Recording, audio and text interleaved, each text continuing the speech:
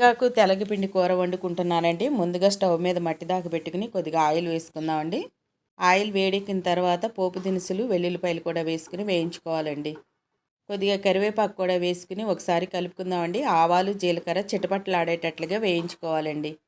Terrace గార్డెన్లో ఉన్న మునగాకు కోసుకొచ్చేసి కడిగేసేసి కూరలో వేసుకుంటున్నానండి. రుచికి సరిపడా గల్లుప్పు వేసేసుకుని కొద్దిగా పసుపు కూడా వేసుకుని ఈ మునగాకు చక్కగా వేయించేయాలండి. బాగా వేగేటట్లుగా కలుపుకోవాలండి. ఇప్పుడు కూర తెలగపిండి అండి 1 కప్పు తీసుకుని 3 కప్పులు వాటర్ పోసుకోవాలండి.